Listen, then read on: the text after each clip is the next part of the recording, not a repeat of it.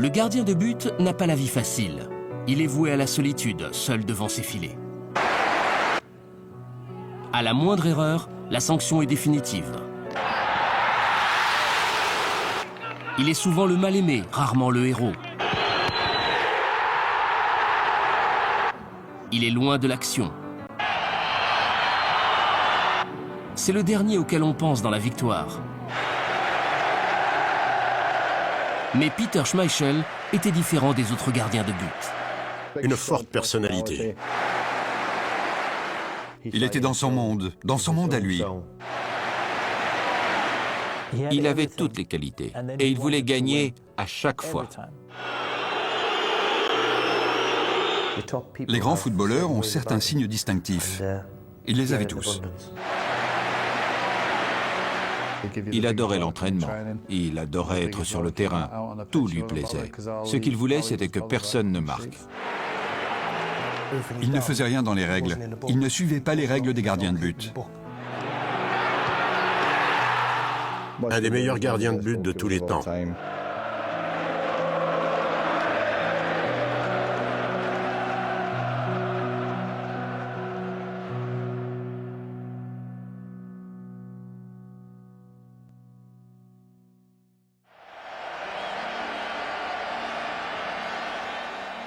We were a decent team, but we weren't the great team. On était resté dans l'ombre des grandes équipes en 1984 et en 1986. Et là, on avait une chance de sortir de l'ombre. We are going to go there and do our very best, and we did. Suède, juin 1992. Stade Ullevi à Göteborg. Le Danemark affronte l'Allemagne en finale du championnat d'Europe, un des plus surprenants retournements du football international. Le Danemark n'aurait jamais dû disputer cette finale. Ayant terminé second des phases éliminatoires et donc éliminé, les Danois sont repêchés en remplacement de l'ex-Yougoslavie, alors en pleine guerre civile. Dirigée par Richard Möller Nielsen, l'équipe n'est pas ménagée par les critiques. Tous les journalistes et les commentateurs disaient « Vous ne croyez quand même pas que vous allez marquer un but ?» On entendait souvent « Vous feriez mieux de rester chez vous ». Pour Peter Schmeichel, cette attitude est insupportable. Mogens Krogh, son remplaçant à l'époque, a bénéficié directement de son influence. Schmeichel est un des joueurs qui a imposé l'idée qu'on pouvait gagner ce championnat même si on était un petit pays. C'est lui qui l'a dit clairement pour la première fois. We were very, very confident. L'assurance de Schmeichel était justifiée. Dans son dernier match de poule, le Danemark affronte l'équipe de Michel Platini, grande favorite. Je crois que les Français n'avaient pas perdu une seule fois sur 26 ou 27 matchs. Mais ce soir-là, on a eu un soutien fantastique des supporters danois. Et on a gagné le match 2-1. C'était une soirée formidable. I was invited by Michel Platini to play a Partners Cup golf tournament. He came up to me and said, I have not forgotten 92 because we were supposed to win it, he said. It still hurts. And that's how crazy the whole thing turned out to be, that we were able to do that. Plus la compétition avance, plus le défi est grand. Pour arriver en finale, les Danois doivent vaincre les champions d'Europe en titre. Van Basten, Gullit, tous les meilleurs. Comme je l'ai déjà dit, Hitchcock n'aurait pas pu écrire un meilleur scénario.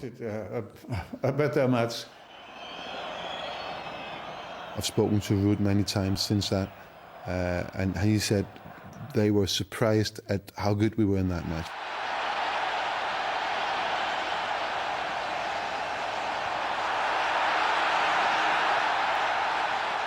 That's the one match I would say where we played extremely well.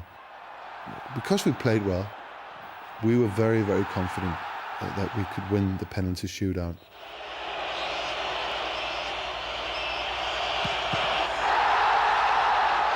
I saved, I think it was the second one, but it was very early on, and it gave us, you know, even more confidence. We just rode our luck in that penalty shootout. But that's when you're confident, that, you know, it happens like that.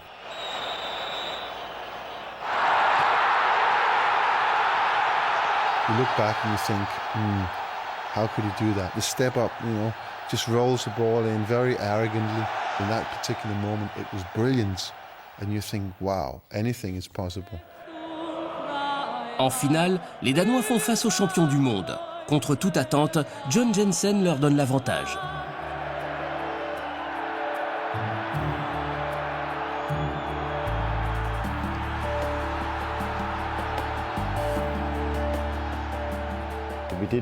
On n'était pas très bon, on jouait tout le temps en défense. Ce but est arrivé au bon moment. Après, on a commencé à se dire qu'on avait une chance de gagner contre l'Allemagne. Schmeichel fait plus que jouer son rôle. Il nous a maintenus dans le match. La façon dont il a dévié la tête de Jürgen Klinsmann était incroyable. Il a été stupéfiant. C'était crucial à ce moment-là. À 12 minutes de la fin, Kim Vilfort assure aux Danois une grande victoire, alors que leur tactique a manqué d'agressivité. Every time we got the ball, got into the German half, couldn't find someone to pass it to, players would turn around, pass it back to me, I would pick it up. How can you win football matches like that? Pour moi, le meilleur moment du match a été le coup de sifflet final.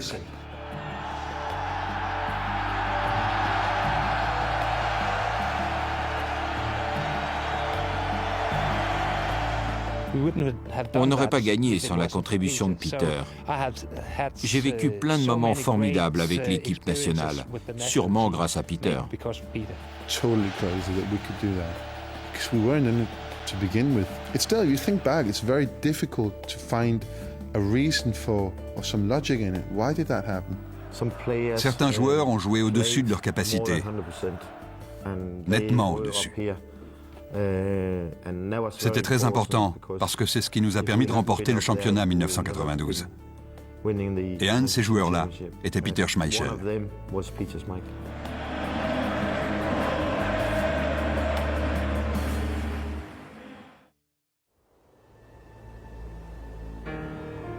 Dans les environs de Copenhague se trouve la commune de Gladsaxe, qui abrite une cité appelée les Hauts de Gladsaxe. C'est ici, sous le regard de plusieurs milliers d'yeux, que Peter Bolslo Schmeichel commence sa fantastique carrière de footballeur. Il grandit avec ses frères et sœurs à Budding, une ville proche. Il gardera la nationalité polonaise jusqu'en 1970, date à laquelle son père prend la nationalité danoise. Pour le football danois, c'est un moment déterminant. Le destin vient de lui donner un allié de poids. Schmeichel se lance à la poursuite de son rêve en suivant un parcours classique. From the very, very first day I ever went to a football practice, I was in goal and I stayed there ever since. After school every day we met up on the pitches and we were playing and we all had favourite players, favourite clubs, and mine was Manchester United. And I thought, well, I look a little bit like Gary Bailey, and so he was one of them. Peter Shilton was another one. I said this many times. Tony Schumacher, the German goalkeeper, I know despite what he did in one particular match, I thought he was brilliant. And then of course Sepp Maier. Le jeune Danois attire sur lui l'attention. Il est approché par une équipe locale, le Héros, toujours à l'ombre des tours de Gladsaxe. Le journaliste Niels Rasmussen, alors membre de l'équipe, se rend vite compte du potentiel de Schmeichel. Il avait une très grande confiance en lui. Il n'avait jamais peur. Il avait déjà des accès de colère à l'époque. Il avait aussi une façon bien à lui de ramasser le ballon et de le lancer à 45 ou même à 60 mètres.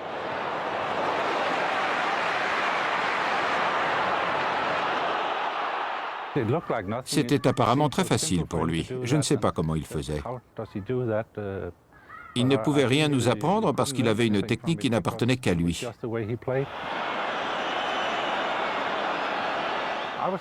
J'étais gardien de but aussi à l'époque.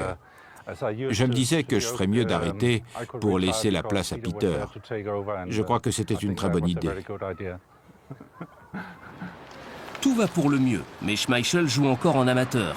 Il occupe divers emplois pour gagner sa vie. Il travaille dans une usine, puis dans une agence publicitaire. Et il travaille aussi au cœur de Copenhague pour le WWF, l'organisme de protection de la nature, aux côtés de Tommy Dibro. Je me souviens qu'il travaillait bien. Évidemment, on parlait surtout de football. Il jouait dans un club amateur à l'époque, le Hérault. Il travaillait pour le WWF avant tout pour gagner de l'argent puisqu'il jouait en amateur. Quand il est passé professionnel, avec le Vidrov, je crois, il nous a quittés. Mais 10 ans après son départ, il a écrit un article dans notre magazine pour dire qu'il nous soutenait toujours. Il m'a laissé un très bon souvenir. Je peux dire à mes petits-enfants que j'ai travaillé avec Peter Schmeichel, le célèbre Danois. Au club de Hérault, Schmeichel bénéficie de l'expérience de l'ancien gardien de but danois, Per Poulsen. Mais le moment est venu pour lui de signer un premier contrat professionnel. Il n'a pas besoin d'aller bien loin. Il intègre le Hvidovre, installé à quelques coups de pied de dégagement de Gladsaxe. À 21 ans, il s'apprête à atteindre son but, devenir le numéro 1 de son pays, puis le numéro 1 mondial. Dès le premier jour, il a su qu'il pouvait devenir le meilleur gardien de but du monde. Looking back, I think I had the right sort of introduction into football. I started lower level. I moved up. Obviously, playing in Brøndby the last 4 years in Denmark that I played in Denmark was completely different to anything I've ever played in Denmark. Schmeichel arrive au club de Brøndby en 1987. Personne n'a le moindre doute sur ses capacités, mais quelques points d'interrogation planent sur sa personnalité. John Jensen jouait dans cette équipe à l'époque. Au début, il m'a donné l'impression d'être un peu arrogant. Il croyait tellement en lui, c'était stupéfiant. Il avait l'air de dire « Je vais devenir le meilleur gardien de but du monde », avant même d'avoir joué une première saison avec Brøndby.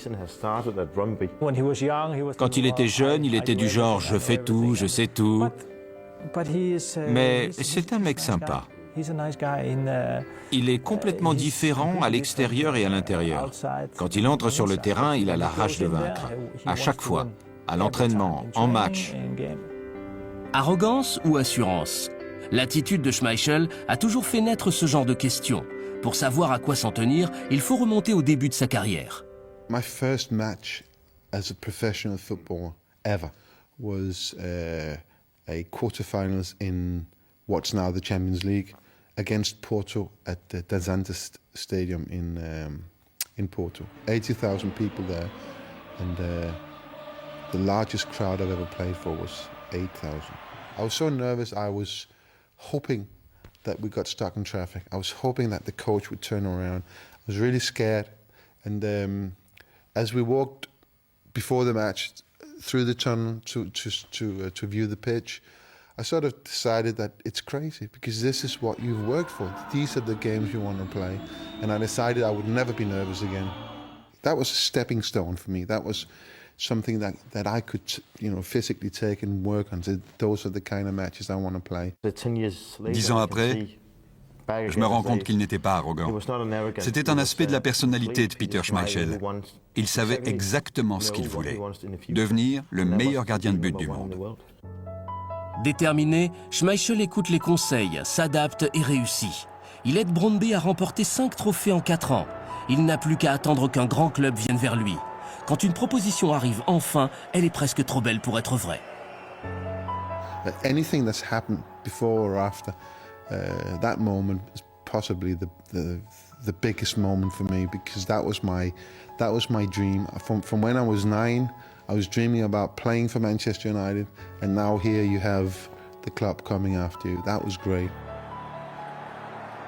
Le club entre alors dans une grande période de conquête, et Schmeichel va devenir un joueur clé de sa stratégie. Mais pour certains joueurs, le nom du Danois n'évoque pas grand-chose.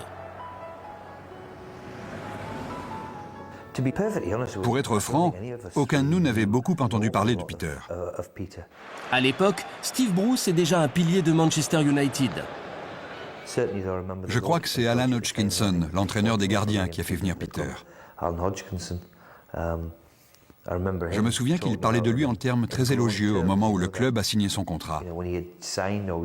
Il disait qu'on allait avoir un excellent gardien. C'était quelqu'un de très gentil.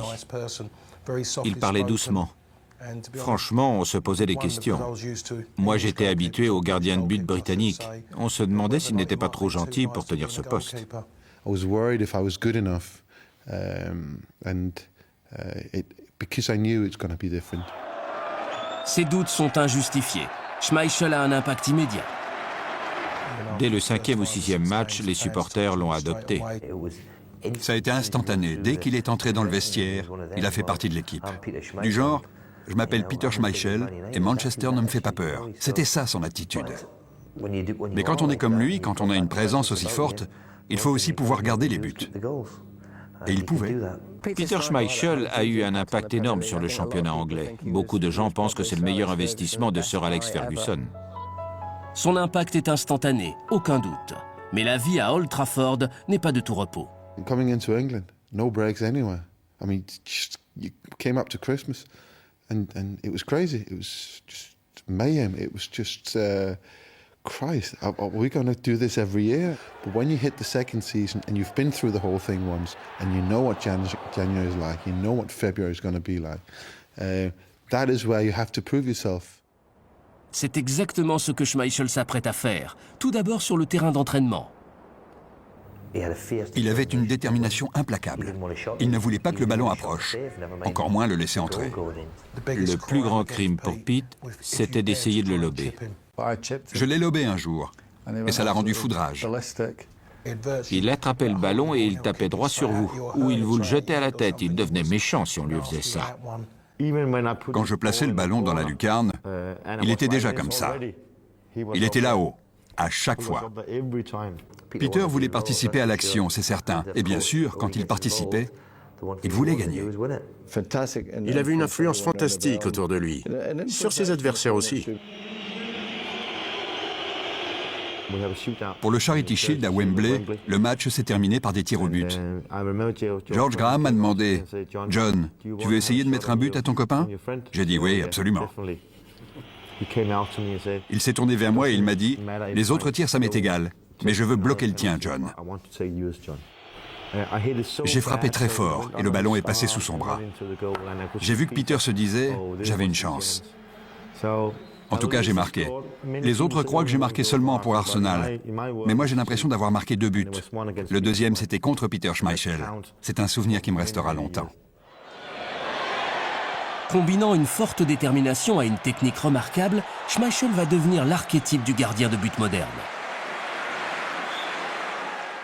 Il avait une personnalité effrayante. Il arrivait sur le terrain assoiffé de victoire et tout le monde disait « Attention, voilà Schmeichel ». Il bondissait en étendant les bras en étoile. Ce n'était pas orthodoxe du tout, mais il nous a sauvés plusieurs fois comme ça. Il dominait son territoire et il était très rapide.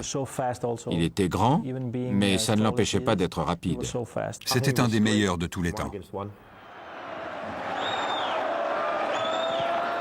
Ses réactions sur la ligne étaient stupéfiantes.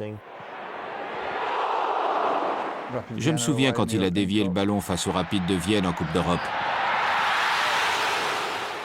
C'était l'équivalent de ce que Gordon Banks avait fait face à Pelé. Exactement pareil. On peut imaginer que les entraîneurs des gardiens disaient « Tu n'as pas le droit de faire ça, ce n'est pas dans les règles. » Courageux comme un lion, un très bon footballeur. Il avait un bon équilibre, il était rapide. C'était un merveilleux gardien de but. Il était irréprochable. Le football est un monde dans lequel les actions comptent plus que les mots. Avec Peter Schmeichel, on avait droit à l'action et aux mots. On savait que pendant 90 ou 95 minutes, le grand Danois allait être un cauchemar absolu. You can't say, "Oh, please, will you?" because there's no time and they won't hear you. Il criait peut-être un peu trop parfois, mais il faut demander ça à ses coéquipiers. Je n'ai jamais joué en défense, alors je n'en sais rien. Je n'ai pas eu à souffrir de ça. Il n'aimait pas s'en prendre aux petits. Big Pally et Brucey se faisaient engueuler tout le temps. Parks a pris quelques engueulades de temps en temps. Schmeichel et Brucey vivaient dans la même impasse à Bramhall, dans le Shropshire. Ils étaient toujours comme chien et chat. On savait à quoi s'attendre avec lui. De temps en temps, il piquait une crise. Mais je préfère ça plutôt qu'un gardien qui reste au fond de ses buts et qui ne dit rien. I think most players kind of prefer the way that I was because they knew I was there. They knew that I was engaged in the match. It meant something to me. And it was for 90 minutes. There was nothing after. There was nothing before, so that was just the way it was. Sur le terrain, il était un peu comme un entraîneur. Quand il y a beaucoup de monde, on n'entend pas les cris de l'entraîneur sur la touche. Par contre, on entendait Peter. C'est en dehors du terrain qu'on découvrait sa vraie nature. C'est un musicien fantastique. Peter aime la musique et il est doué pour ça. Quand il jouait du piano, il pouvait vous donner la chair de poule. Il doit se concentrer sur le piano ou sur la batterie. Ne chante pas, Peter, tu ne sais pas chanter.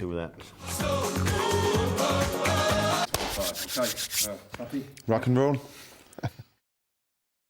I came over, everyone says, first season is easy. It's what you do in the second season that's going to show if you're a good footballer or not. Au cours de sa deuxième saison à Manchester, Schmeichel voit l'équipe remporter son premier titre de champion d'Angleterre depuis 26 ans. C'est le début de la période la plus glorieuse du club. It was a long wait, but once it came, it was celebrated and you could just sense it, feel it everywhere. C'est effectivement la grande époque. Manchester United va dominer la décennie, remportant le championnat et la Coupe d'Angleterre à 2 reprises en 3 ans. En 1999, quand l'équipe essayait de remporter le triplé, on sentait presque la force de sa volonté. La volonté de Schmeichel entraînait toute l'équipe. Dans la dernière minute d'une demi-finale mouvementée contre Arsenal, alors que le score est de 1-1 et que Manchester United est privé de 2 joueurs, Schmeichel doit arrêter un penalty pour que son équipe puisse réussir le triplé. S'ils avaient marqué, ils auraient gagné le match. I didn't know it was the last minute.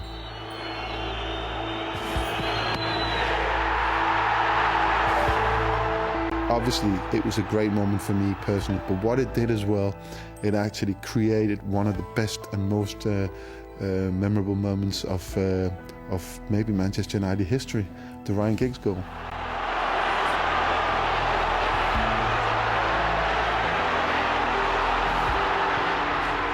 And the celebrations, don't forget them.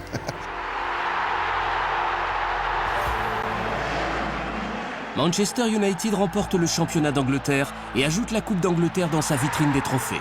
Mais il lui reste encore un défi, vaincre le Bayern de Munich à Barcelone en Ligue des Champions. Jouant son dernier match avec le club, Schmeichel est capitaine, mais Manchester United entame très mal le match. Grâce à de la chance et au gardien de but, l'équipe ne coule pas et pendant les arrêts de jeu, Schmeichel prend les choses en main. C'était bien dans son style. Il est venu pour le corner. Il a provoqué la panique. Il leur a vraiment compliqué la vie. My favorite goal is and will always be the equalizing goal in the Champions League final, because that gave us a shot. Tout dépendait de ce tir-là et il a été inoubliable. Après le but de la victoire, on a vu Peter faire une pirouette. Je n'aurais jamais imaginé le voir faire ça. But a beautiful goal.